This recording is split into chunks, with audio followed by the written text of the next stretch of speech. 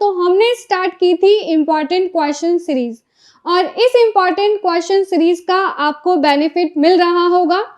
Important question series को start करने के पीछे मोटिव ये था कि हिंदी मीडियम स्टूडेंट्स को रीडिंग करने के बाद, एनसीईआरटी को पढ़ने के बाद उन्हें क्वेश्चन प्रैक्टिस के लिए क्वेश्चंस भी मिल पाए, और क्वेश्चंस वैरायटी ऑफ क्वेश्चंस होने चाहिए। तो हमने इससे पहले वाली क्लास के अंदर इकोलॉजी स्टार्ट किया था। इकोलॉजी के हमने 3 पार्ट बनाए हैं, पार्ट 1, पार्ट 2 और पार्ट 3।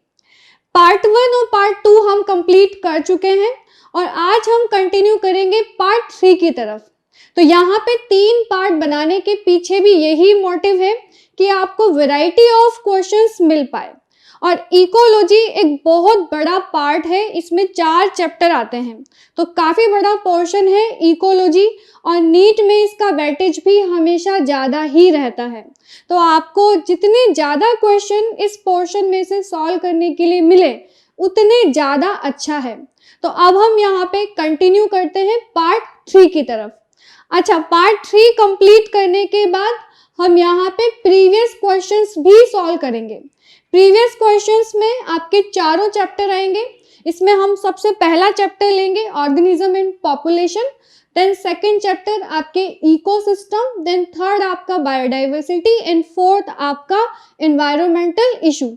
तो ये 4 चैप्टर के प्रीवियस ईयर के क्वेश्चंस भी, पीवाईक्यू भी हम कवर करेंगे। लेकिन अभी हम पार्ट 3 को कंटिन्यू कर रहे हैं, तो स्टार्ट करते हैं पार्ट 3। क्वेश्चन नंबर फर्स्ट है, निम्नलिखित में से कौन सा युग्म सहोपकारिता के लिए सही है। अब यहाँ पे आपको दिए गए हैं और आपको सहोपकारिता के लिए इनकी मैचिंग करनी है। जैसे पहले दिया हुआ है दीमक। अब दीमक किसके साथ में सहोपकारिता दर्शाता है, यह आपको पता है कि दीमक की सहोपकारिता किसके साथ में है, तो आप बता सकते हैं। ठीक है, सभी को पता है कि दीमक किसके साथ में सहोपकारिता दर्शाता है, तो दीमक दर्शाता है ट्राइकोनिम्फा के साथ में। ठीक है, तो ए में आ जाता है आपके फोर्थ। युक्का की बात करें तो युक्का फेमस है प्रोन्यूबा मोथ के लिए, युक्का फेमस है प्रोन्यूबा मोथ के लिए। फिर अंजीर की बात करें तो अंजीर यहाँ पे फेमस है वास्प के लिए, इसी के अंदर वास्प अपने अंडे देती है। और ऑर्किड की बात करें तो ऑर्किड फेमस है यहाँ पे मक्खी के लिए। ये दोनों यहाँ पे सहोपकारिता दर्शाते हैं। तो अब आप मैच कर सकते हैं, ए में आ रहा है आपके फोर्थ, बी में आ रहा है आपके फर्स्ट, सी में आ रहा है आपके सेकंड और डी में आ रहा है आपके थर्ड। तो आपका आंसर यहाँ पे क्या हो जाता है, फोर्थ। ओके, मैचिंग यहाँ पे फोर्थ से हो रही है, इसीलिए आपका आंसर हो जाएगा फोर्थ। तो इस तरह से सहोपकारिता के जितने भी एग्जाम्पल है वो भी आपके कवर हो गए। और इसके अलावा और भी यहाँ पर जैसे कंपटीशन है, सहभोजिता है, प्राक सहयोगिता है, जितने भी हैं उन सबके एग्जाम्पल भी हमको याद करने हैं। और यहाँ पे सबसे ज़्यादा इम्पॉर्टेंट है कंपटीशन। जो कंपटीशन वाला पार्ट आपको दिया हुआ है फर्स्ट चैप्टर के अंदर, वो सबसे ज़्यादा इम्पॉर्टेंट है। वहाँ पर आपको जैसे कि मैक ऑथर का नियम दिया गया है, कॉम्पिटिटिव एक्सक्लूजन का नियम दिया गया है, तो ये सारे आपको याद रखने हैं। चलिए अब क्वेश्चन 2 की तरफ स्टार्ट करते हैं। कौन सी खाद्य श्रृंखला सबसे कम ऊर्जा देती है। देखिए, सबसे कम ऊर्जा कहाँ पे होगी, जहाँ पे ट्रॉफिक लेवल सबसे ज़्यादा होंगे। अगर सबसे लंबी श्रृंखला हुई तो आपको पता है कि ऊर्जा का नियम लागू होता है यहाँ पे, और हर स्टेप पर केवल 10% ऊर्जा का ही ट्रांसफर हो पाता है। तो जितनी लंबी श्रृंखला होगी तो उच्च स्तर पे जो भी जीव होगा उससे सबसे कम ऊर्जा यहाँ पे प्राप्त होगी। तो आप देख पा रहे हैं कि इसमें 3 मेंबर हैं, इसमें 2 मेंबर हैं, इसमें 4 मेंबर हैं, और सभी खाद्य श्रृंखलाएं समान मात्रा में ऊर्जा प्राप्त करेगी। तो ये तो ऊर्जा के नियम के ही विरुद्ध है। ओके, तो यहाँ पे आंसर क्या बनेगा ये भी आपको आइडिया है। यहाँ पे आंसर बनेगा आपके थर्ड। ओके, आगे चलते हैं। निम्नलिखित में से कौन जैव विविधता हानि का सबसे महत्वपूर्ण कारक है। जब हम बायोडाइवर्सिटी लॉस की बात करते हैं, जैव विविधता हानि की बात करते हैं, तो हमने यहाँ पे क्वाड्रेट एविल की बात की थी। यहाँ पे 4 ऐसे दैत्य कारण हैं जो कि बायोडाइवर्सिटी लॉस होने के पीछे उनका हाथ है। तो उसमें सबसे पहला आता है हैबिटाट लॉस। देखिए सबसे बुरा यहाँ पे अगर रीजन है, सबसे खतरनाक अगर यहाँ पे रीजन है तो वो है हैबिटाट लॉस। तो आप देख लीजिए कि जैव विविधता के हानि होने का मतलब बायोडाइवर्सिटी लॉस होने के पीछे सबसे मुख्य कारण क्या है? आवासीय क्षति एवं विखंडन। ठीक है, आवासीय क्षति एवं विखंडन। हालांकि यहाँ पे अति दोहन भी है, विदेशी जातियों का आक्रमण भी है, सह विलुप्तता है। तो ये चारों ही कारण बायोडाइवर्सिटी लॉस होने के हैं। लेकिन इन चारों में से जब हमें आंसर लगाना होता है तो हैबिटाट लॉस लगाना होता है। तो यहाँ आपके आंसर क्या आ जाएगा? फर्स्ट आ जाएगा। जीवधारी किसके द्वारा समस्थापन को बनाए रखते हैं? समस्थापन का मतलब है होम्योस्टेसिस, कि जितने भी ऑर्गेनिज्म हैं वो अपने वातावरण के साथ किस तरह से बैलेंस बना के रखते हैं, अपनी आंतरिक एवं बाह्य क्रियाओं के साथ किस तरह से सामंजस्य बिठा के रखते हैं। तो इसमें कौन कौन से अनुकूलन वो दर्शाते हैं उसकी बात हो रही है। तो कार्यकीय अनुकूलन बनाते हैं या व्यवहारिकीय बनाते हैं, या एक या दो, दोनों, या एक या फिर दो। तो देखिए जब भी यहाँ पर समस्थापन की बात करती है तो प्रत्येक जीव अपने वातावरण के साथ अपने आप को समस्थापन बनाने का कार्य करता है, होम्योस्टेसिस मेंटेन करने का कार्य करता है। और ये होम्योस्टेसिस मेंटेन होता है बाय अडेप्टेशन प्रोसेस। अनुकूलन के द्वारा ही हम समस्थापन बना सकते हैं। तो हमें यहाँ पे अनुकूलन कार्य के रूप से भी करना होता है, मतलब अपने अंदर कुछ फिजियोलॉजिकल चेंज करके भी करना होता है, और अपने व्यवहारिक व्यवहार में चेंज करके भी करना होता है। जैसे छिपकली का एग्जाम्पल तो आपको पता है कि छिपकली अगर धूप होती है तो वो छांव में चली जाती है, छांव होती है तो वो धूप लेने के लिए चली जाती है। इसी तरह से क्रोकोडाइल का भी यही है, व्यवहारिक अनुकूलन उसके अंदर पाया जाता है। साथ ही साथ ऊंट का एग्जाम्पल ले लो जो कि कार्य की फिजियोलॉजिकल अडेप्टेशन दर्शाता है।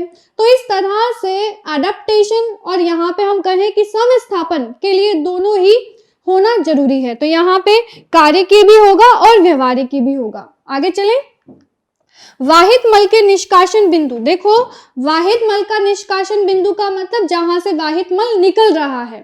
ठीक है, तो घुली हुई ऑक्सीजन की मात्रा वहां पे क्या होगी? देखिए जहां से वाहित मल निकलेगा तो आप सोच सकते हैं कि वहां पे ऑक्सीजन की मात्रा बहुत ही कम होगी, बहुत ही कम। ठीक है, और उसका बीओडी बहुत ही ज्यादा होगा।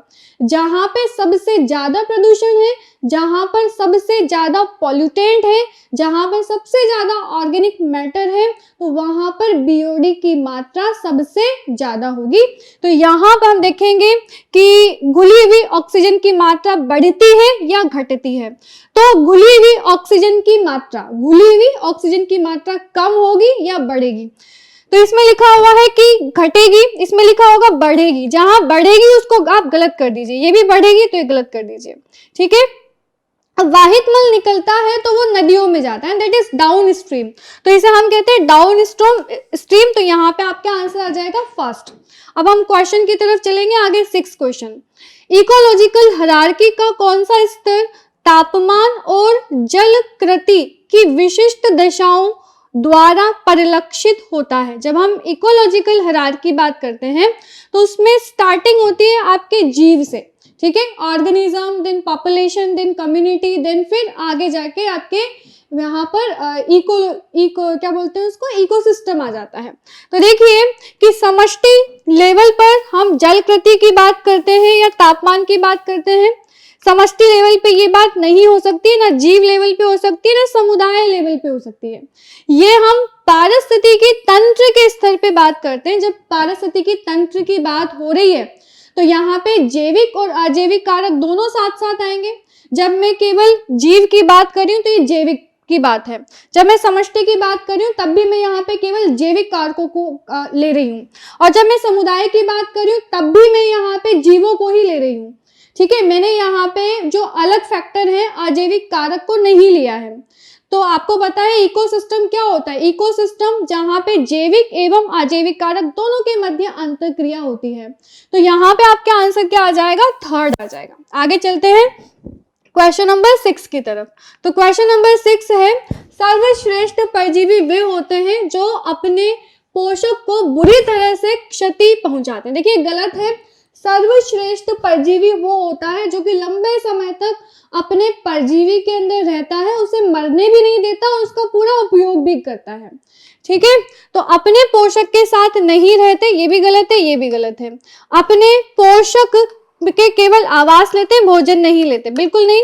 जो अपने पोषक से कमतर मांग रखते हैं, तो यही सबसे बेस्ट इसका आंसर होगा कि जहां पर परपोषी की बात होती है, परजीवी की बात होती है, तो सबसे बढ़िया यहाँ पर पैरासाइट वो होता है जो कि अपने होस्ट का कम से कम दोहन करे और उसे लंबे समय तक चलाए। ठीक है, उसे कम से कम हानि पहुंचाए, लेकिन उससे पूरा का पूरा वो एक पोषण भी ले।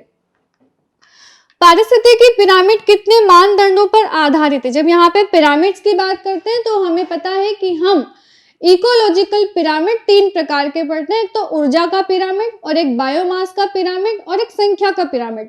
3 पिरामिड पढ़ते हैं। पिरामिड को एल्टोनियन पिरामिड्स भी कहा जाता है। तो यहाँ पर हम आंसर क्या लगाएंगे? थर्ड। निम्नलिखित में से कौन सा कथन सही है? मैंग्रोव अम्लीय जलीय दलदल है। समान पोषक स्तर के सभी सदस्य गिल्ड कहलाते हैं। डैफनिया जल के पीएच में बदलाव के साथ शारीरिक बनावट में बदलाव प्रदर्शित करता है। प्रति इकाई क्षेत्रफल में उपस्थित प्रजातियों की संख्या आनुवांशिक विविधता कहलाती है। एक बार फिर हम देखेंगे कि इसमें कौन सा कथन ज्यादा सही है। मैंग्रोव अम्लीय जलीय दलदल है, समान पोषक स्तर के सभी सदस्य गिल्ड कहलाते हैं, और डैफनिया जल के पीएच में बदलाव के साथ शारीरिक बनावट में बदलाव प्रदर्शित करती है, ये गलत है। प्रति इकाई क्षेत्रफल में उपस्थित प्रजातियों की संख्या आनुवांशिक विविधता कहलाती है। ठीक है, यहाँ पर ये भी गलत है।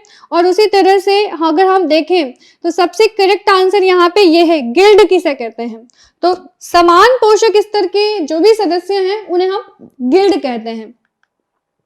यदि जंतु प्रवास में अक्षम हो तो वह किस प्रकार के तनाव से बचेगा? यदि जंतु प्रवास नहीं कर सकता, वो प्रवास में अक्षम है, तो वह किस प्रकार के तनाव से बचेगा? शीत निष्क्रियता में जाकर, अपनी समस्त क्रियाओं को स्थायी रूप से रोककर, निलंबित विकास की अवस्था में जाकर, या उपरोक्त 1 व 3 दोनों? तो पहला 1 दिया हुआ है, शीत निष्क्रियता में जाकर। अगर जंतु प्रवास नहीं कर सकता तो वो शीत निष्क्रियता दर्शाएगा। आपने हाइबरनेशन और एस्टिवेशन के बारे में तो सुना ही होगा, ग्रीष्म निष्क्रियता और शीत निष्क्रियता।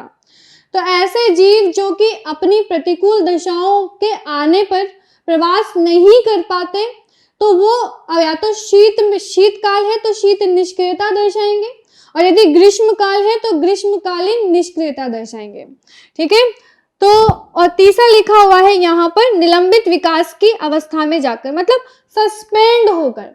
तो वैसे देखा जाए सस्पेंड, जब कोई भी ऑर्गेनिज्म सस्पेंड होता है तो सस्पेंड में भी अपनी जितनी भी मेटाबॉलिक एक्टिविटीज हैं उनको वो स्लो कर लेता है।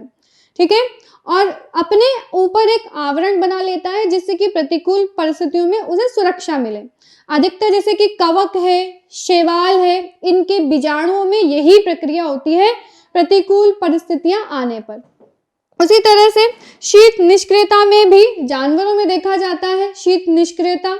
तो यहाँ पर हम आंसर क्या लगाएंगे? थर्ड लगाएंगे। ये दोनों ही शीत निष्क्रियता में जाकर और निलंबित विकास की अवस्था में जाकर ये क्या दर्शाते हैं? यह प्रवास जब नहीं करते तो इनके पास में ये 2 चीजें हैं, या तो ये शीत निष्क्रियता या ग्रीष्म निष्क्रियता कर सकते हैं, या फिर ये सस्पेंडेड हो सकते हैं, यह निलंबित हो सकते हैं। निम्नलिखित में से कौन सा गहरी झील में स्थिरीकरण का भाग नहीं है? गहरी झील में कौन सा यहाँ पर स्थिरीकरण का भाग नहीं है? वलांचल क्षेत्र होता है, सरोवरी क्षेत्र होता है, तलांचल क्षेत्र होता है, लेकिन बेंथिक नहीं होता।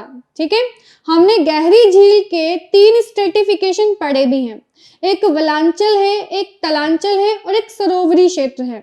मैंने आपको बताया है लिम्नेटिक क्षेत्र, लिटोरल क्षेत्र एंड प्रोफंडल, लेकिन हमने बेंथिक नहीं पढ़ा है, तो यहाँ पर हम क्या लगाएंगे आंसर? बेंथिक क्षेत्र। आगे चलेंगे। जीवाणुओं को संक्रमित करने वाले विषाणु का उदाहरण क्या है? जीवाणु को संक्रमित करने वाले विषाणु, जो विषाणु जीवाणु को संक्रमित करते हैं उन्हें हम क्या कहते हैं? उन्हें हम कहते हैं जीवाणु भोजी, बैक्टीरियोफेज। तो ये किसका उदाहरण है? अंड परजीविता का, पूर्ण परजीविता का, आंशिक परजीविता का और पर परजीविता का। इंग्लिश में इसे कहते हैं हाइपर पैरासिटिज्म। मतलब पैरासिटिज्म तो पहले ही है, आपको पता है कि जीवाणु परजीविता प्रदर्शित करता है, लेकिन जीवाणु पर भी कोई परजीवी है, और कौन परजीवी है? वायरस परजीवी है। तो ये एक तरह से हाइपर पैरासिटिज्म का एग्जाम्पल हो गया, इसे हम कहते हैं पर परजीविता। ओके, चलो आगे चलते हैं। निम्नलिखित में से कौन सा एक कथन सही है, ये बताना है आपको। तो देखेंगे यहाँ पे पहला ऑप्शन दिया हुआ है, खाद्य जाल में ऊर्जा का स्थानांतरण एक दिशीय होता है। खाद्य जाल में ऊर्जा का स्थानांतरण एक दिशीय होता है, बिल्कुल सही बात है। ऊर्जा का स्थानांतरण हमेशा एक दिशीय ही होता है, यूनिडायरेक्शनल होता है। और ये भी ध्यान रखना कि कभी भी इसकी रिसाइकलिंग नहीं होती है ऊर्जा की। अन्य कारकों की आप देखेंगे कि रिसाइकलिंग होती है, लेकिन ऊर्जा की नहीं होती है। साधारणतः खाद्य जाल पर आधारित पारिस्थितिकी तंत्र ज्यादा स्थायी होते हैं। तो यहाँ पे लिखा हुआ है कि खाद्य जाल पर आधारित पारिस्थितिकी तंत्र ज्यादा स्थायी होते हैं। और थर्ड यहाँ पे लिखा हुआ है कि जटिल खाद्य जाल किसी स्तर पर किसी जीव की हानि से प्रभावित नहीं होते, और खाद्य जाल में पोषण के चयन की सुविधा होती है। तो देखिए, जब हम खाद्य जाल की बात करते हैं तो उसमें कई सारे ट्रॉफिक लेवल्स होते हैं, इतने सारे ट्रॉफिक लेवल पे कई सारे मेंबर ऑक्यूपाई करते हैं। तो ये फोर्थ स्टेटमेंट अगर हम कहें कि खाद्य जाल जो कि उलझा हुआ है, तो उसमें भोजन के चयन के लिए सुविधा होती है, बिल्कुल सुविधा होती है, क्योंकि ये इंटरकनेक्टेड है। तो ये फोर्थ स्टेटमेंट सही है। आगे बात करें, जटिल खाद्य जाल किसी स्तर पर किसी जीव की हानि से प्रभावित नहीं होते, क्योंकि खाद्य जाल एक उलझा हुआ है। और इस खाद्य जाल में यदि एक जीव यहाँ पर मर जाता है या उसके साथ कुछ कैजुअलिटी हो जाती है, या खाद्य जाल में से कोई लिंक अगर हट जाती है, तो ऐसा नहीं है कि खाद्य जाल के स्थायित्व में कोई कमी आएगी। तो ये थर्ड स्टेटमेंट भी सही है, लेकिन अगर सेकंड स्टेटमेंट की बात करें तो इट इज नॉट करेक्ट। साधारण खाद्य जाल पर आधारित पारिस्थितिकी तंत्र ज्यादा स्थायी होते हैं, ये स्टेटमेंट यहाँ पे गलत है। तो अब हम यहाँ पे आंसर क्या देंगे? फर्स्ट स्टेटमेंट सही है, थर्ड सही है, फोर्थ सही है। तो आपका आंसर क्या आ जाएगा? सेकंड। फर्स्ट, थर्ड, फोर्थ, ये तीनों स्टेटमेंट यहाँ पर सही दिए गए हैं। आगे चलते हैं। मैच करना है carbon monoxide, methane, nitrogen oxide और सल्फर ऑक्साइड, इनको मैच करना है। ठीक है, तो कार्बन मोनोऑक्साइड ये दम घुटने से रिलेटेड है, ए में आ जाएगा आपके थर्ड। ठीक है, आगे चलते हैं। मीथेन, तो मीथेन आपके यहाँ पर हरित गृह प्रभाव से भी है। आगे भी देख लेते हैं। नाइट्रोजन ऑक्साइड, तो नाइट्रोजन ऑक्साइड में आपके आ जाएगा यहाँ पे प्रकाश रासायनिक स्मोग। ये जो नाइट्रोजन ऑक्साइड है ये प्रकाश रासायनिक स्मोग के लिए उत्तरदायी है। और अगर हम इसकी बात करें सल्फर ऑक्साइड, तो ये पर्णहरित विनाश के लिए उत्तरदायी है। ये आपको याद कर लेना है कि जब हम सल्फर डाइऑक्साइड की बात करते हैं, सल्फर ऑक्साइड की, तो ये पर्णहरित विनाश के लिए होता है। तो डी में आपके फर्स्ट आया, तो डी में सेकंड इसमें आ रहा है, तो ये गलत हुआ। डी में सेकंड आ रहा है इसमें, तो ये भी गलत हुआ। उसी तरह से आप इसको भी देख लीजिए, यहाँ पर भी डी में क्या आ रहा है आपके? थर्ड आ रहा है, तो ये भी गलत है। और डी में फर्स्ट मैच कर रहा है ओनली ईसी से, तो फिर हमारी मैचिंग यहाँ पे फोर्थ से हो रही है। हम देख लेते हैं। ए में आ रहा है third, carbon monoxide is responsible for suffocation, जिसे हम ये कहते हैं दम घुटना। दूसरा है मीथेन, तो मीथेन यहाँ पे रेस्पॉन्सिबल है ग्रीन हाउस गैस इफेक्ट की वजह से ना, यहाँ पे ग्रीन हाउस इफेक्ट जो है जिसे हम कहते हैं हरित ग्रह प्रभाव, तो हरित ग्रह प्रभाव के लिए उत्तरदायी है मीथेन। उसी तरह से नाइट्रोजन ऑक्साइड की बात करें तो नाइट्रोजन ऑक्साइड के लिए यहाँ पे क्या आ जाएगा आपके? प्रकाश रासायनिक स्मोग। और सल्फर ऑक्साइड के लिए आ जाएगा पर्णहरित विनाश। तो ये आपके मैचेस थे और आपने मैच कर लिए भी होंगे। आगे चलते हैं। जीवों में जीवन वृंत विशेषक विकसित होते हैं। निम्न में से किसके द्वारा लगाए गए प्रतिबंधों के संदर्भ में केवल अजैविक घटकों के द्वारा, केवल जैविक घटकों के द्वारा, संपूर्ण जैविक एवं अजैविक घटकों के द्वारा, या तो जैविक या अजैविक घटकों के द्वारा। एक बार फिर क्वेश्चन को रीड कर लेते हैं। जीवों में जीवन व्रत विशेषक विकसित होते हैं जिनमें निम्न में से किसके द्वारा लगाए गए प्रतिबंधों के संदर्भ में केवल अजैविक घटक के द्वारा या केवल जैविक घटक और संपूर्ण जैविक एवं अजैविक घटक की बात है। तो जब भी हम यहाँ पे किसी जीवन के, किसी भी जीव के जीवन व्रत की बात करेंगे, जीवन व्रत का मतलब फाइलोजेनी, आपको पता है फाइलोजेनी क्या होता है? उद्विकासीय क्रम में जो जीव जंतु आए हैं, सबसे सरल जंतु पहले आए हैं, फिर सरल से उनका उद्विकास हुआ है तो जटिलता की तरफ वो बढ़े हैं। जाति वृत्तीयता यही होती है, जैसे पादपों में हमने जाति वृत्तीयता देखी, सबसे पहले आने वाले पादप थे थेलोफाइट, फिर ब्रायोफाइट, फिर टेट्राडोफाइट, फिर जिम्नोस्पर्म और फिर एंजियोस्पर्म। उसी प्रकार से जंतुओं में भी ऐसा होता है। जंतुओं की फाइलोजेनी अगर हम देखें तो पहले आते हैं आपके यहाँ पे पोरीफेरा, फिर सिलेंट्रेटा, फिर टिनोफोरा, फिर प्लैटीहेल्मिन्थीस, एस्केहेल्मिन्थीस, एनेलिडा, फिर आर्थ्रोपोडा, फिर मोलस्का, फिर इकाइनोडर्मेटा, फिर हेमिकोडेटा, देन कॉर्डेटा। तो आप देख रहे हो कि ये एक जातीय वृत्तीयता है। तो ये जातीय वृत्तीयता कौन से घटकों से प्रभावित होती है? तो ये जैविक और अजैविक, इन दोनों घटकों के द्वारा ही प्रभावित होती है। तो हमारा आंसर यहाँ पे क्या जाएगा? यहाँ पर ये दोनों आएगा, तो थर्ड हमारा आंसर होगा। निम्नलिखित में से कौन सा कथन सही है? डीडीटी की उच्च सांद्रता पक्षियों में कैल्शियम उपापचय को रोकता है। बी है निम्न ताप परीक्षण तकनीकी का उपयोग स्वस्थानीय संरक्षण में किया जाता है। किसी भी प्रजाति हेतु समष्टि का आकार स्थितिक प्राचल है। विकासशील देशों का आयु पिरामिड अधिक ढलान वाला होता है। अब इनमें से हमें यहाँ पे बताना है कि कौन सा कथन सही है।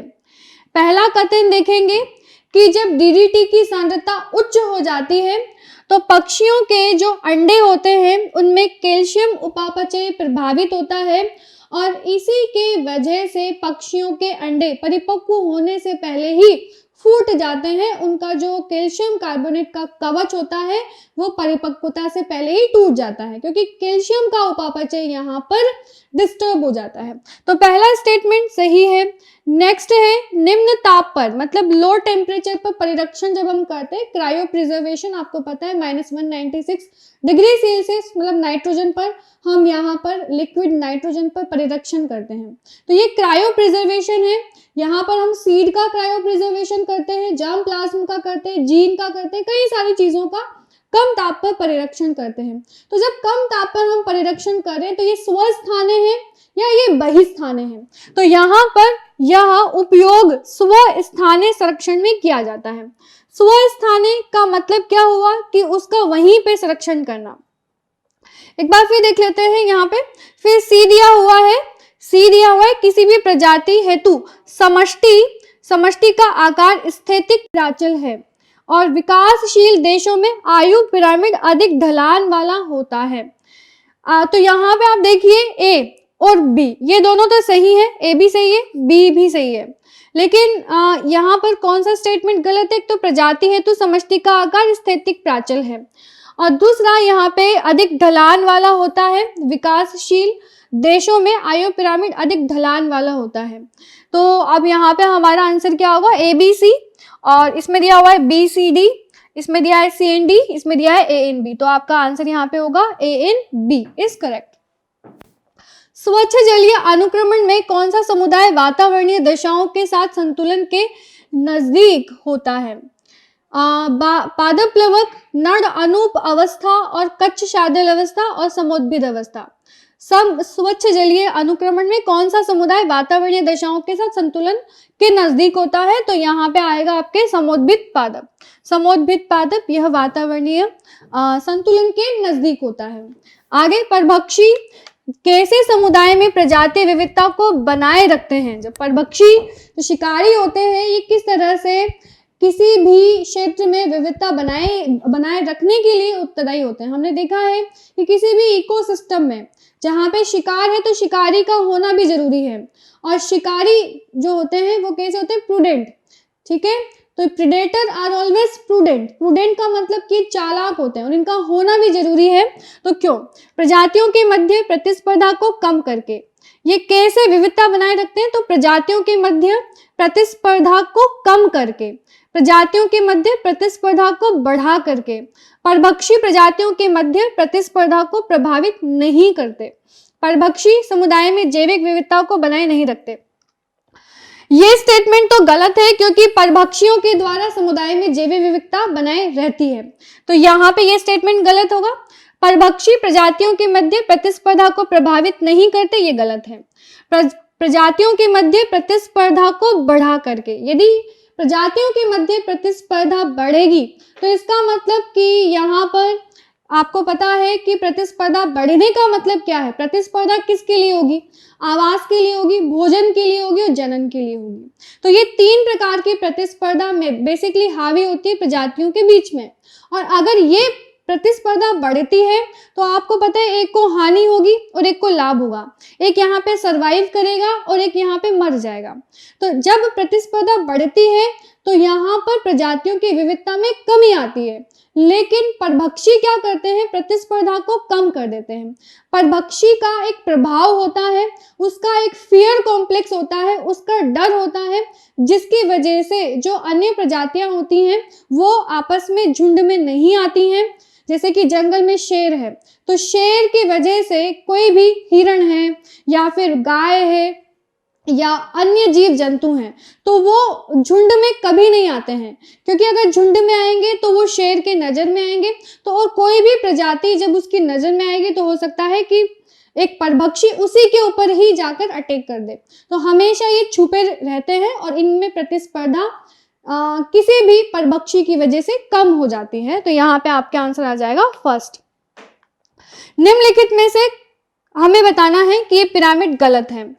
इधर देखिए, घास है, खरगोश है, शेर है, फिर लोमड़ी है। शेर के बाद में लोमड़ी आने का कोई औचित्य नहीं है, तो यहाँ पे ये गलत है। फिर इधर देखेंगे, यहाँ पे पादप प्लवक है, जंतु प्लवक है, छोटी मछली है, बड़ी मछली है, फिर बड़ी मछली को खाने वाली यहाँ पे चिड़िया है। ठीक, तो यहाँ पे ये सेकंड पिरामिड आप देख रहे हो। सेकंड पिरामिड ये देखा आपने, ये तो सही लग रहा है वैसे। अब आगे देखेंगे, वृक्ष है, चिड़िया है, परजीवी है, लेकिन ये अरेंजमेंट तो सही है कि पहले वृक्ष होता है, फिर वृक्ष पे कई सारी चिड़ियाएं होती हैं, फिर चिड़ियाओं पे उसके कई सारे परजीवी होते हैं। लेकिन इस पिरामिड को यहाँ पर सीधा बनाया गया है, जबकि इसका पिरामिड उल्टा होता है, इन्वर्टेड। वृक्ष की संख्या क्योंकि 1 है तो वृक्ष यहाँ पे केवल इसी तरह से, संख्या कम होने की वजह से वृक्ष यहाँ पे नीचे आएगा। ठीक है, लेकिन ये पिरामिड इस तरह से उल्टा बनेगा, न कि सीधा, तो ये भी गलत है। ठीक है, ये भी गलत है, तो ये भी गलत है, ये भी गलत है। फर्स्ट एंड सेकंड दोनों गलत है। फर्स्ट एंड सेकंड तो सेकंड तो गलत है नहीं, सेकंड गलत नहीं है, फर्स्ट सेकंड दोनों यहाँ पे गलत नहीं है, और सेकंड और थर्ड गलत है। सेकंड और थर्ड गलत है, ये भी गलत है। फर्स्ट एंड थर्ड गलत है, तो फर्स्ट एंड थर्ड ही गलत है यहाँ पे, ये भी गलत है और ये भी गलत है। तो आपका आंसर यहाँ पे क्या होगा? सभी गलत है, सभी गलत नहीं है, ये सही है। आगे चलेंगे, अम्ल वर्षा में पृथ्वी पर अम्ल का जमाव के द्वारा होता है। वर्षा जल, धूलकण और बर्फ वर्षा उपरोक्त सभी। जब अम्लीय वर्षा होती है तो इसके वजह से पृथ्वी पर अम्ल का जमाव होता है। वर्षा जल की वजह से, धूल के कण की वजह से भी होता है और बर्फ की वर्षा की वजह से होता है। यदि ऐसी जगह जहाँ पे बर्फ होती है तापमान ठंडा रहता है और उस जगह पे यदि ज्यादा प्रदूषण है तो वहां पे उसी प्रकार की अम्लीय वर्षा होगी। और ऐसी जगह जैसे कि दिल्ली है तो वहां पे ज्यादा प्रदूषण है तो उस जगह पर वहाँ जो अम्लीय वर्षा होगी वह धूल के कण के रूप में भी हो सकती है और वर्षा जल के रूप में भी हो सकती है। तो यहाँ पे आंसर आपका आ जाएगा 4। देखिए, ये वापस इंपॉर्टेंट है और ये आ गया आपके इंटरेक्शन की जातियों के मध्य किस प्रकार की अंतरक्रिया होती है, जिसमें पहला दिया हुआ है सहोपकारिता, दूसरा दिया है स्पर्धा, तीसरा दिया है परजीविता और चौथा है सहभोजिता और यहाँ पे 5वां है प्रतिजीविता। आपको मैच करना है किसका किससे मैच यहाँ पे हो रहा है। ठीक है, अब यहाँ पे सबसे पहले हम स्पर्धा की बात करें। स्पर्धा में नेगेटिव नेगेटिव ही होता है ऑलवेज। तो स्पर्धा बी की मैचिंग हो रही है 5 के साथ में। आप देख लीजिए बी की मैचिंग 5 के साथ, वैसे सभी में हो रही है यहाँ पर।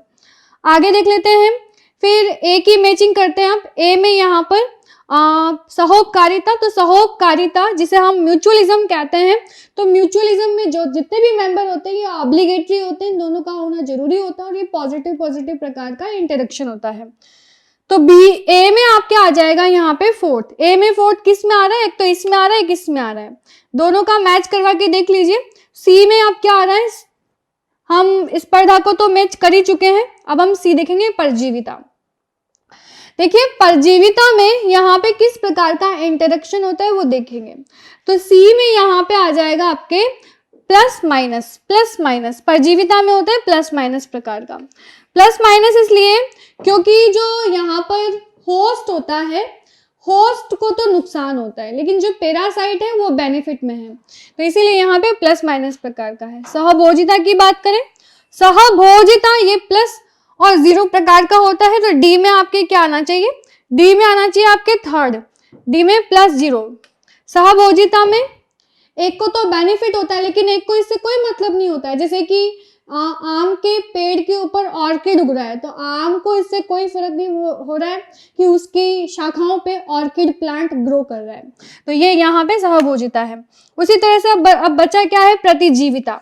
प्रतिजीविता बचा है, प्रतिजीविता के लिए आपके आ जाएगा यहाँ पे फर्स्ट -0, क्योंकि प्रतिजीविता में ऐसा होता है कि जिसकी वजह से प्रतिजीविता हो रहा है, जैसे कोई पादप है और वो पादप टॉक्सिक पदार्थ स्रावित कर रहा है, तो उसे तो पता ही नहीं है कि मैं टॉक्सिक पदार्थ स्रावित हो रहे हैं मेरी जड़ों के द्वारा, और उसके जड़ों के द्वारा जो टॉक्सिक पदार्थ स्रावित हो रहे हैं, जो विषाक्त पदार्थ स्रावित हो रहे हैं, उसकी वजह से उसके आसपास वाले क्षेत्र में अन्य पादप नहीं उग पा रहे हैं।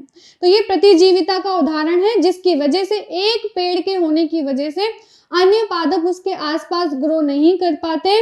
तो यहाँ पे जो अन्य पादप है वो तो नुकसान में है, लेकिन यहाँ पे जो पादप है उसको तो कुछ पता ही नहीं है कि मेरे होने की वजह से किसको लाभ हो रहा है, किसको हानि हो रही है, तो वो न्यूट्रल है।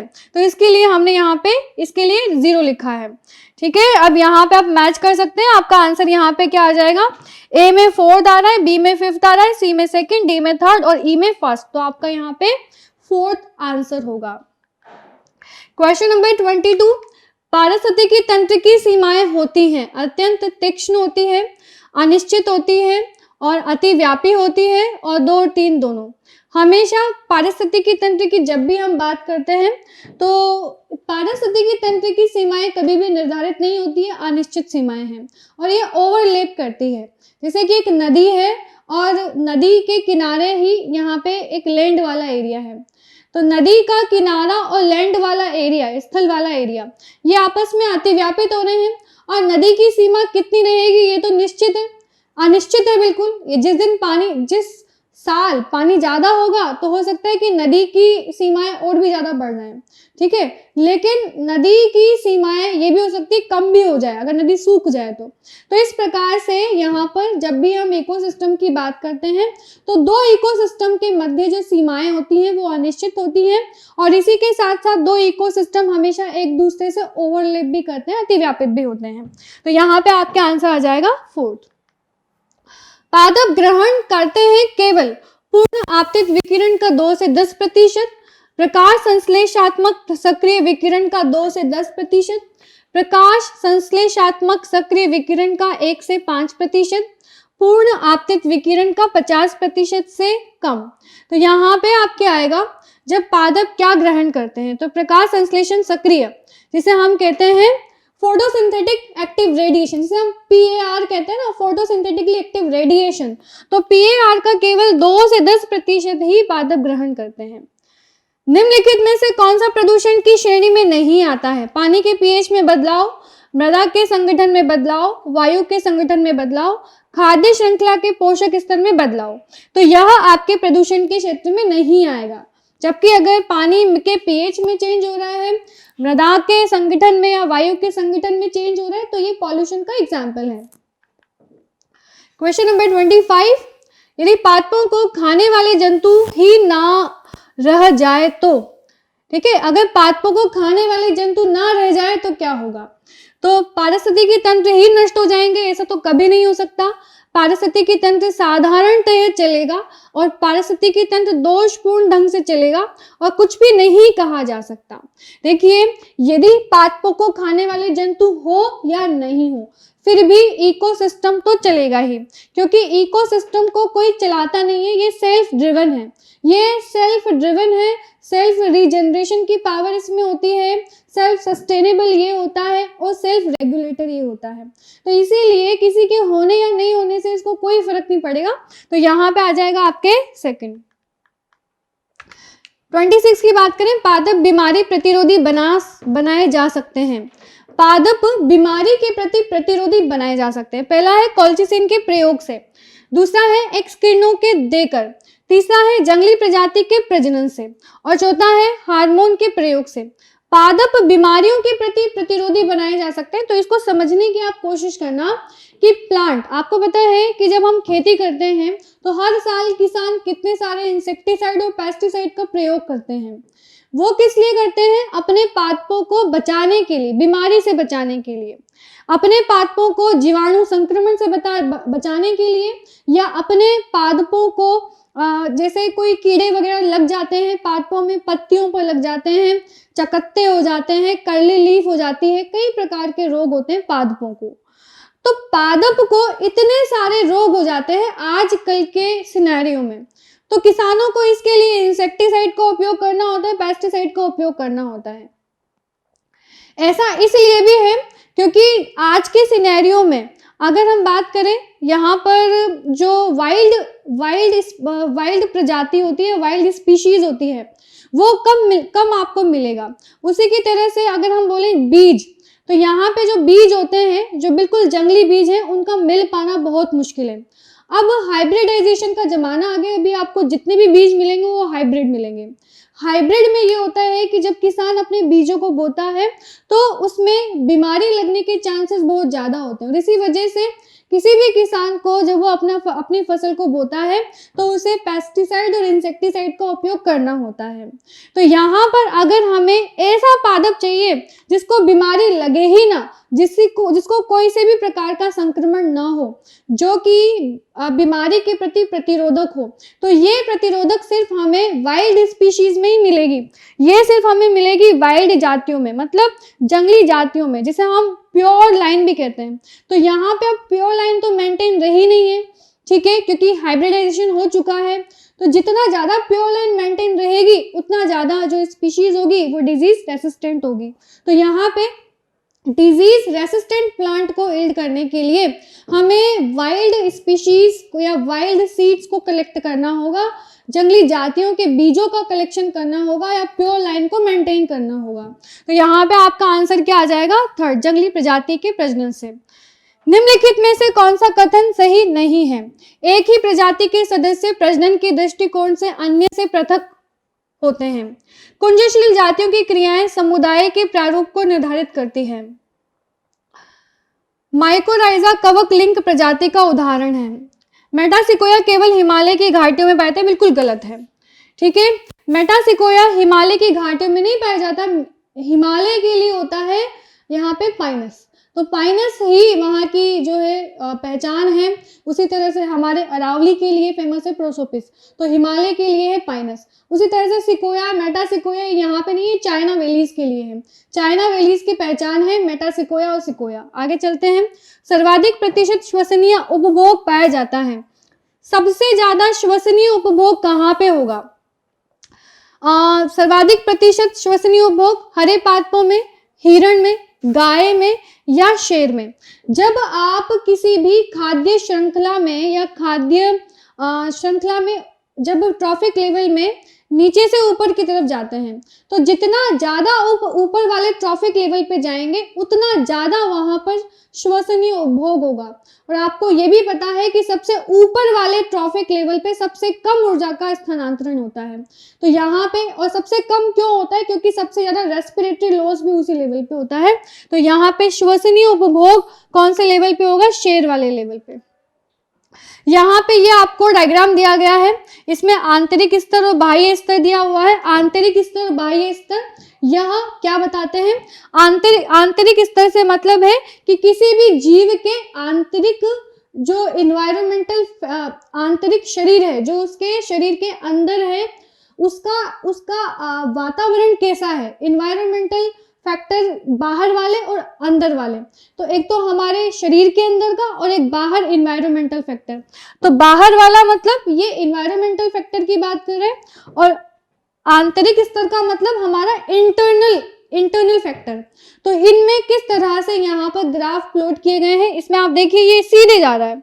इसका मतलब है कि अगर बाहर टेम्परेचर बदल रहा है, बाहर की तरफ टेम्परेचर लगातार बढ़ रहा है, तो आंतरिक टेम्परेचर भी लगातार बढ़ता जा रहा है। ठीक है, इधर आप देखो ये वाला पार्ट, यहाँ पे कोई नहीं बढ़ रहा, यहाँ पे कांस्टेंट है। इसको हम कहते हैं रेगुलेटर। रेगुलेटर जो अपने बॉडी टेम्परेचर को हमेशा मेंटेन करते हैं, और इस श्रेणी में आते हैं हम लोग, क्योंकि हम समस्थापन, हम कैसे हैं, हम हैं होम्योस्टेटिक, हम हैं यहाँ पर समतापी प्रकार के जीव हैं, जिसमें हमारा तापमान हमेशा एक जैसा रहता है। एक जैसा तापमान, चाहे बाहर वाले तापमान में कितना ही फ्लक्चुएशन हो, बट हमारा तापमान हमेशा मेंटेन रहता है। हमारे टेम्परेचर में थोड़ा सा माइनर फ्लक्चुएशन आ सकता है, लेकिन फिर भी हम हमारी ऊर्जा का उपयोग करके हमारे टेम्परेचर को हमेशा मेंटेन करने की कोशिश करते हैं, और इसमें हमारी काफ़ी ऊर्जा खर्च होती है। इसीलिए हम क्या हैं, रेगुलेटर। हम यहाँ पर क्या है, नियामक हैं। लेकिन ऐसे जीव जंतु जो कि अपनी ऊर्जा का ज़्यादा उपयोग नहीं कर पाते या ज़्यादा ऊर्जा खर्च नहीं कर पाते, तो वो अपने तापमान को मेंटेन नहीं कर पाते हैं। इस कंडीशन में उन्हें कहा जाता है यहाँ पर कॉन्फॉर्मर्स, इन्हें कहा जाता है कॉन्फॉर्मर्स। ठीक है, जिन्हें संरूपक भी कहते हैं इंग्लिश में। तो अभी देख लेते हैं यहाँ पे क्या मैच किया गया। ए के लिए तो आप समझ गए, बी के लिए यहाँ पे रेगुलेटर है, बी के लिए यहाँ पर है रेगुलेटर। तो आप देख लो बी में कहाँ पे रेगुलेटर आ रहा है, तो बी में रेगुलेटर आ रहा है आपके यहाँ पर, बी में नियामक। ए क्या है, यहाँ पे कॉन्फॉर्मर है। ए है यहाँ पे कॉन्फॉर्मर, जो अपने तापमान को रेगुलेट नहीं कर सकते, दे आर पोइकिलोथर्मिक। और फिर इसके बाद में यहाँ पर ये दिया हुआ है, ये क्या प्रदर्शित कर रहा है, ये आंशिक नियामकता को प्रदर्शित कर रहा है, जिसको हम बोलते हैं पार्शियल रेगुलेटर। पार्शियल रेगुलेटर में वो ऑर्गेनिज्म आते हैं जो एक सर्टेन लाइन तक तो अपने टेम्परेचर को मेंटेन कर पाते हैं, लेकिन उसके बाद वो मेंटेन नहीं कर पाते, तो इनको हम कहते हैं आंशिक रेगुलेटर। आगे चलेंगे तो यहाँ पे आंसर आपके आ जाएगा थर्ड। तालाब का जल सीवेज और औद्योगिक बहाव के अधिकतम मात्रा के कारण बुरी तरह से प्रदूषित हो जाता है। निम्नलिखित में से कौन इस जल में उपस्थित नहीं हो सकता? एक बार फिर इस क्वेश्चन को रीड कर लेते हैं। तालाब का जल है और सीवेज और औद्योगिक बहाव के कारण, अधिक मात्रा के कारण बुरी तरह से प्रदूषित होता है, तो निम्नलिखित में से कौन सा इस जल में उपस्थित नहीं होगा? ई कोलाई तो होगा, क्योंकि वो बोल रहे हैं कि प्रदूषित है, तो प्रदूषित जल में ई कोलाई होता है, क्योंकि जितना भी सीवेज होता है, तो सीवेज के अंदर हमारी आंतों के अंदर ई कोलाई पाया जाता है, और जब हम यहाँ पर वाहित मल निकालते हैं तो उसके साथ साथ ई कोलाई भी पानी के अंदर जाता है, तो पानी के अंदर ई कोलाई की मात्रा हमेशा ज़्यादा होती है प्रदूषित पानी के अंदर। सीवेज कवक भी होगी, रक्त वर्मक भी होंगे, लेकिन क्या नहीं इसमें क्या नहीं उपस्थित हो सकता? तो इसमें डैफनिया नहीं होगा, इसमें डैफनिया नहीं होगा। आगे चलते हैं। निम्नलिखित में से कौन सी की इंडस्ट्रीज जंतु हैं?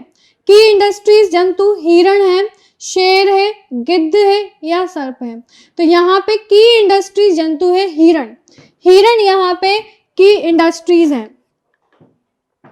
लौंग फसलों को उगाने हेतु सर्वश्रेष्ठ मृदा, इसका कारण क्या है? लौंग फसलों को उगाने हेतु सर्वश्रेष्ठ मृदा, लोमी मृदा के बारे में बात हो रही है। तो इसमें निम्न जल धारण की क्षमता है, इसमें उच्च वायवीयता है, इसमें उच्च जड़ छेदन है। तो देखिए यहाँ पर 2 और 3 दोनों आएगा, इसमें उच्च वायवीयता भी है और उच्च जड़ छेदन क्षमता भी है। इसी वजह से जो लोमी मिट्टी होती है सबसे बढ़िया होती है फसलों को उगाने के लिए। आगे चलेंगे। हरित मफलर योजना किससे संबंधित है? देखिए हरित मफलर का मतलब क्या है?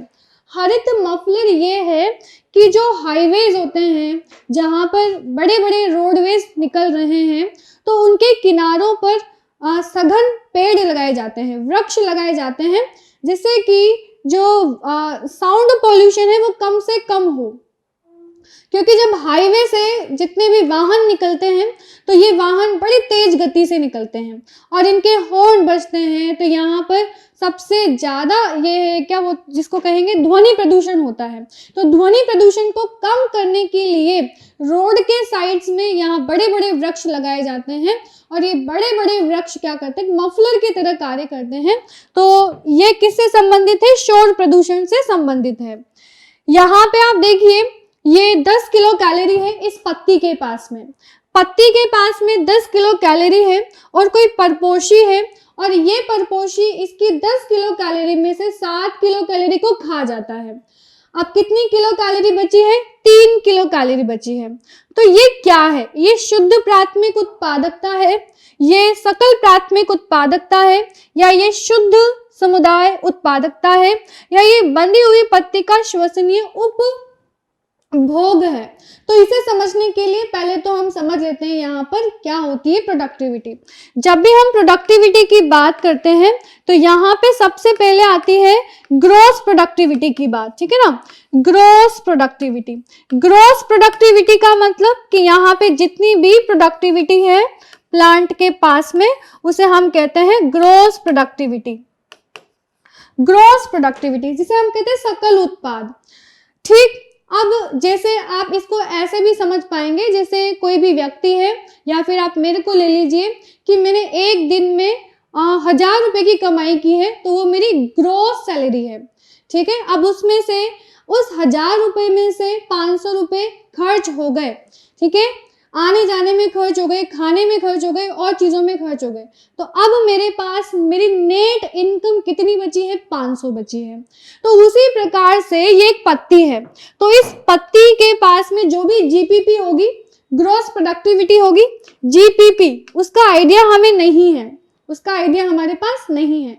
लेकिन इस जीपीपी में से आर घटा दो।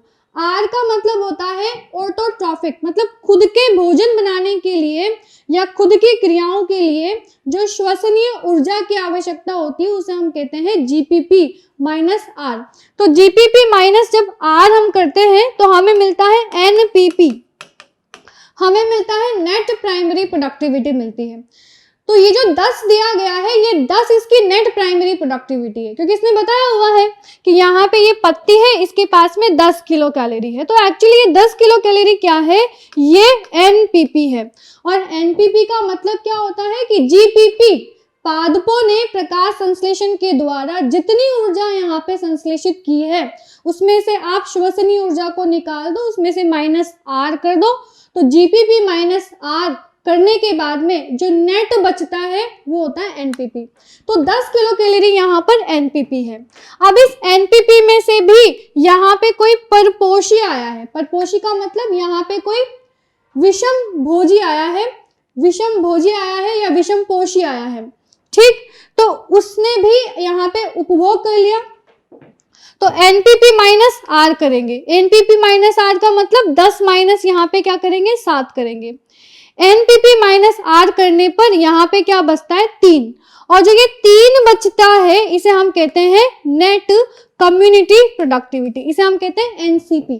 तो यदि कभी आपसे पूछा जाए कि एनसीपी क्या होता है, एनसीपी का मतलब नेट कम्युनिटी प्रोडक्टिविटी, तो एनसीपी का मतलब है एनपीपी माइनस आर। और यहाँ पर जो मैं आर की बात कर रही हूँ, ये आर किसके द्वारा उपयोग में ली गई है, विषम पोषी के द्वारा, हेटेरोट्रॉफ के द्वारा। ओके, तो यहाँ पे अब आप आंसर बता सकते हैं। शुद्ध प्राथमिक उत्पाद इसको नहीं कहेंगे, इसे सकल प्राथमिक उत्पाद भी नहीं कहेंगे, इसे हम कहेंगे शुद्ध समुदाय उत्पादकता, जिसे हम कहते हैं net community productive. Net community productivity क्या होती है, एनपीपी माइनस आर, इसे हम कहते हैं एनसीपी। ओके, चलो। अंतरराष्ट्रीय चावल अनुसंधान संस्था कहाँ स्थित है, इंडिया में है, फिलीपाइंस में है, जापान में है और मैक्सिको में है। तो इसका आंसर आपके होगा फिलीपाइंस। अब 36 की बात करेंगे, निम्नलिखित में से कौन सा कथन सही है। चरम समुदाय कम स्थायी होते हैं, जबकि ये गलत है। चरम समुदाय, जब हम क्लाइमेक्स स्पीशीज की बात करते हैं तो ये ज़्यादा स्थायी होते हैं, और हमेशा जब पायोनियर स्पीशीज से क्लाइमेक्स स्पीशीज की बात करें तो स्थायित्व के आधार पर ही पायोनियर स्पीशीज और क्लाइमेक्स स्पीशीज कहा गया है। जिनका स्थायित्व कम है वो पायोनियर स्पीशीज है, और एक सक्सेशन के बाद में जिनका स्थायित्व हो जाता है, जो स्थायी हो जाती है अधिक लंबे समय के लिए, जो आसानी से डिस्ट्रक्ट नहीं होती, जो आसानी से डिस्ट्रॉय नहीं होती, उसे हम कहते हैं क्लाइमेक्स स्पीशीज, जिसमें आते हैं फॉरेस्ट। तो ये यहाँ पे स्टेटमेंट गलत है। कम गहरी झीलों में स्थिरीकरण प्रकाश की आवश्यकता के अनुसार होता है। तीसरा स्टेटमेंट है कम गहरी झीलों में, ये कम गहरी झीलों के लिए नहीं होता, जबकि अधिक गहरी झीलों के लिए होता है। जहां पर झीलें अधिक गहरी होती है वहां पर प्रकाश की अवेलेबिलिटी के अकॉर्डिंग स्ट्रेटिफिकेशन किया जाता है, स्थिरीकरण किया जाता है। तो ये स्टेटमेंट भी आपको एक तरह से गलत ही है। जंगल में शेर क्रांतिक लिंक प्रजाति का उदाहरण है। देखिए, जंगल में शेर क्रांतिक लिंक नहीं है, ये क्रिटिकल लिंक की तरह काम नहीं करता है। जंगल में शेर करता है एज अ कीस्टोन स्पीशीज, ये कुंजशील प्रजाति है जिसका होना जरूरी है, और अगर नहीं है तो इससे जो जंगल है उसका स्ट्रक्चर ही बिगड़ जाएगा। तो यहाँ पे ये स्टेटमेंट भी गलत है। अनुक्रमण की प्रक्रिया में मृदा में ह्यूमस की मात्रा बढ़ जाती है, तो ये बिल्कुल सही है कि जब सक्सेशन होता है तो सक्सेशन की प्रक्रिया के दौरान यहाँ पे मृदा का निर्माण भी होता है, और सक्सेशन की शुरुआत होती है बेयर रॉक से। बेयर रॉक का मतलब है खाली पड़ी चट्टानों से, तो चट्टानों के ऊपर सक्सेशन की शुरुआत होती है और धीरे धीरे मृदा का निर्माण शुरू होता है, और इसमें कई अरबों साल लगते हैं, जिसके उपरांत एक ह्यूमस की मृदा बनती है, और ये एक काफी लंबी प्रक्रिया है। तो जैसे जैसे अनुक्रमण चलता जाता है वैसे वैसे ह्यूमस की मात्रा में वृद्धि होती जाती है। तो आंसर यहाँ पे क्या आ जाएगा, आपके 4th आ जाएगा। खाद्य श्रृंखला में उत्तरोत्तर पोषक स्तरों पर ऊर्जा का स्तर क्या होगा?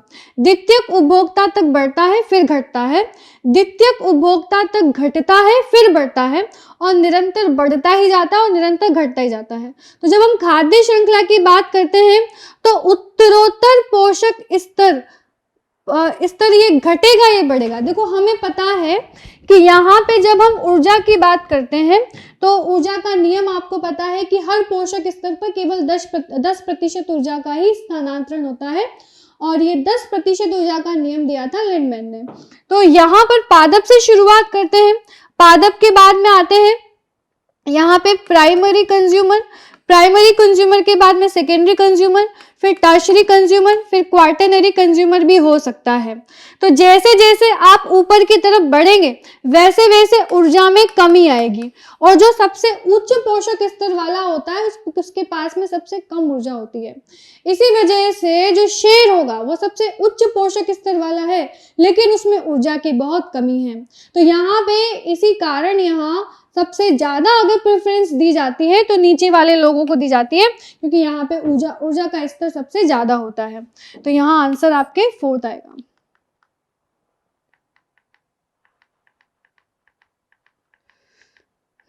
अब हम क्वेश्चन नंबर 38 में हैं। यहाँ पे साइकिल दी गई है, आपके एनसीईआरटी की साइकिल है। ठीक, यहाँ पे आपको बताना है कि ये साइकिल में ए क्या है, बी क्या है, सी क्या है, डी क्या है। ओके, तो अब यहाँ पर ए की बात करें, पोषक तत्व पूल लिखा हुआ है, यहाँ ए क्या है, तो ए यहाँ पे प्रोड्यूसर है, ए है यहाँ पे प्रोड्यूसर। ठीक है, ए है यहाँ पर प्रोड्यूसर। प्रोड्यूसर के बाद में बी की बात करें, बी यहाँ पे शाकाहारी है, शाकाहारी इनके ऊपर निर्भर होते हैं। सी यहाँ पे मांसाहारी है, मांसाहारी। डी यहाँ पे अपरद है, शाकाहारी मर जाएंगे, मांसाहारी मरेंगे, उत्पादक मरेंगे, तो इनका फिर अपघटन कौन करेंगे, अपरद। और फिर इस तरह से ये साइकिल चलेगी। पोषक तत्व पूल, यहाँ पे पोषक तत्व आके मिट्टी में जमा हो जाएंगे और इस तरह से ये साइकिल चलेगी। इसे हम कहते हैं जैव भू रासायनिक चक्र। और इसमें आप मैच कर लीजिए, इसमें आपका क्या आएगा, ए में आएगा उत्पादक, बी में आएगा शाकाहारी, सी में आएगा मांसाहारी और डी में आएगा आपके अपरदहारी। तो वहाँ पे 3 आपका आंसर है। 39 व्यक्तिगत जीव के स्तर पर पारिस्थितिकी है, केवल कार्य की पारिस्थितिकी, केवल जैव रासायनिक पारिस्थितिकी, केवल भौतिक स्तर पर पारिस्थितिकी और भौतिक रासायनिक स्तर पर पारिस्थितिकी। तो यहाँ पे व्यक्तिगत स्तर की बात हो रही है, व्यक्तिगत स्तर का मतलब ऑर्गेनिज्म लेवल पे बात हो रही है। तो इस स्तर पर पारिस्थितिकी कैसी है, केवल कार्य की ही, केवल जैव रासायनिकी और केवल भौतिकी और भौतिक और रासायनिक दोनों। तो यहाँ पे कार्य की लेवल पे, क्योंकि यहाँ पर जब व्यक्तिगत लेवल की बात करते हैं तो यहाँ सिर्फ एक ऑर्गेनिज्म की बात हो रही है, और ऑर्गेनिज्म की जब बात होती है तो उसके अंदर जो फिजियोलॉजिकल चेंजेस हैं, फिजियोलॉजिकल चेंजेस का अपने बाहरी वातावरण के साथ में किस तरह से समस्थापन करना है और उसका इकोलॉजिकल एक इकोसिस्टम उसको प्रिपेयर करना है। इसलिए जब हम एक ऑर्गेनिज्म लेवल पे बात करते हैं तो हम उसके इंटरनल एनवायरनमेंट की बात करते हैं, उसकी फिजियोलॉजी की बात करते हैं। तो यहाँ पे आपके आंसर आ जाएगा फर्स्ट। फिर इसके बाद में निम्नलिखित में से कौन वातावरण में CO2 की मात्रा नहीं बढ़ाता है?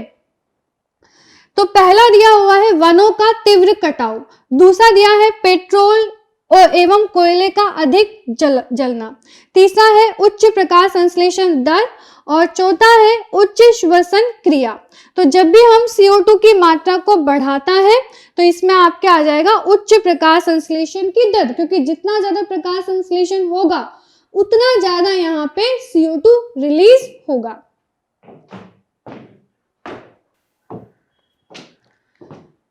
नाउ क्वेश्चन नंबर 39 तो हो चुका है, अगेन ये क्वेश्चन नंबर 39 ही था, 38 भी हो गया। अब हम 40 पे आएंगे।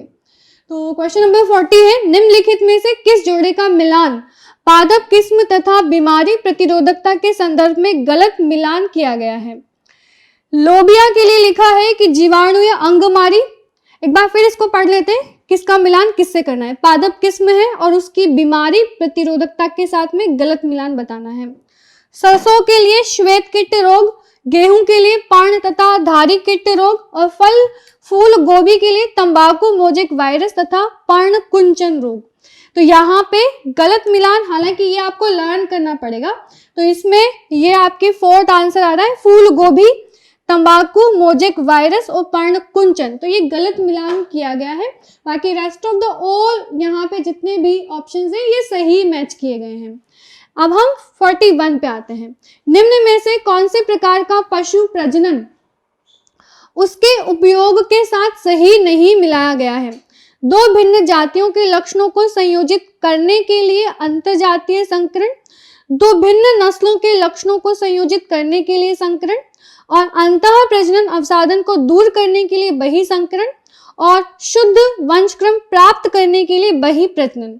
हालांकि ये वाला जो क्वेश्चन है ये आपके जेनेटिक के पार्ट का है, जेनेटिक्स नहीं, जूलॉजी के पार्ट का है, और वहां पे आपको इन सब के बारे में बताया गया है कि बहिप्रजनन क्या होता है, बहिसंकरण क्या है, अंतरजातीय संकरण क्या है और कौन से प्रकार के पशु जनन को उससे सही मिलाया गया है। तो मैं आपको यहाँ आंसर बता देती हूँ, लेकिन एक्सप्लेनेशन इसका आपको वहीं पे जाके देखना होगा। तो शुद्ध वंशक्रम प्राप्त करने के लिए बहिप्रजनन। चट्टानों पर अनुक्रमण के लिए निम्नलिखित में से कौन सा क्रम सही है? अब चट्टानों पर अनुक्रमण की शुरुआत हुई है तो लाइकेन से शुरू होती है, लेकिन कौन सी वाली लाइकेन से? तो यहाँ पर लाइकेन सबसे पहले आएगी पर्पटी शेक लाइकेन, है ना। तो यहाँ पे पर्निल लिखा हुआ है, यहाँ पर्निल, यहाँ पे पर्पटी, यहाँ पे पर्पटी।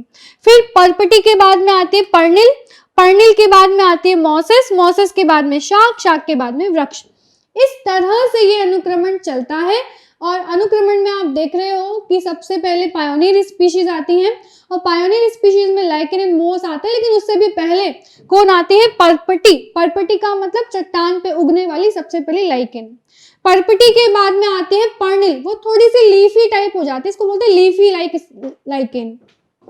फिर इसके बाद में मॉसेज आती है, मॉसेज के बाद में शाक आते हैं, वृक्ष आते हैं। ध्यान रखना मॉसेज जो है ये आपके ब्रायोफाइट्स हैं और ये प्लांट किंगडम में आते हैं, ठीक। ये भी प्लांट है, ये भी प्लांट है, लेकिन ये आपके लाइकेन्स हैं।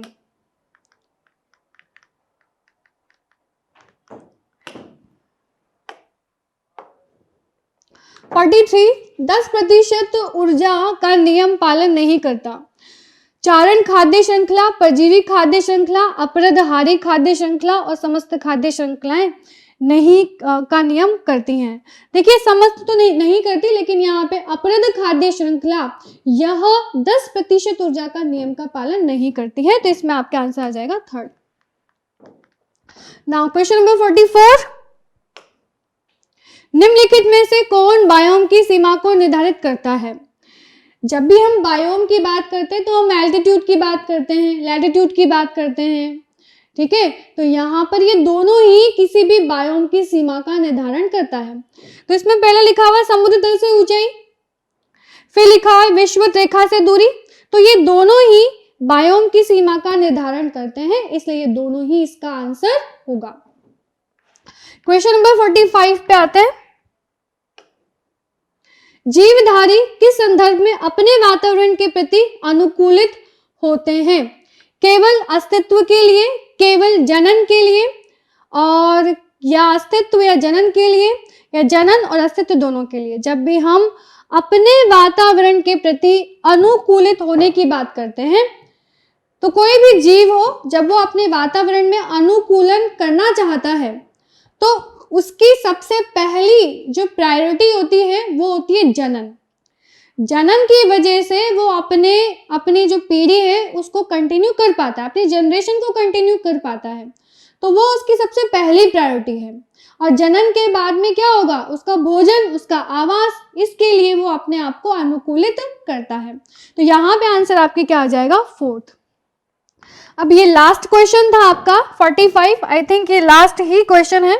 तो ये क्वेश्चंस आपके कंप्लीट हो चुके हैं और हमने यहाँ पे इकोलॉजी का एक बहुत बड़ा पार्ट है जो कंप्लीट किया है, पार्ट 1, पार्ट 2, पार्ट 3। और मैंने कोशिश की है कि हर तरह के क्वेश्चंस को आप देख लो। आपने क्वेश्चन देखने के बाद में आपने ये भी फील किया होगा कि पूरा आपको लैंग्वेज समझना होता है। क्वेश्चन आपको आता है, आपने थ्योरी भी पढ़ ली है, लेकिन क्वेश्चन को समझना जरूरी है और उसकी लैंग्वेज को समझना जरूरी है। और वो अंडरस्टैंडिंग आपको तभी आएगी जब आप मल्टीपल क्वेश्चंस को अटेम्प्ट कर लोगे, तब आपको समझ में आना ये शुरू हो जाएगा। और उसी के साथ साथ यहाँ पे प्रीवियस ईयर के क्वेश्चन सॉल्व करना भी जरूरी है, क्योंकि हमने देखा है कि पूरे नीट में अगर हम रिकरिंग मतलब बार बार आने वाले क्वेश्चन की फ्रीक्वेंसी देखें तो ये 30 to 40% तक रहती है और क्वेश्चंस रिपीट होते ही हैं। तो इसीलिए 10 साल के क्वेश्चंस को एक बार लगाना बहुत जरूरी होता है और ये देखना भी जरूरी है कि किस तरह के क्वेश्चन बनते हैं और वही क्वेश्चन घुमा फिरा के पूछ लिए जाते हैं। तो इसके बाद हम PYQ भी सॉल्व करेंगे, बिल्कुल अपडेटेड PYQ, जो कि 2013 से लेकर 2021 तक होंगे। तो आज की क्लास में इतना ही। Thank you.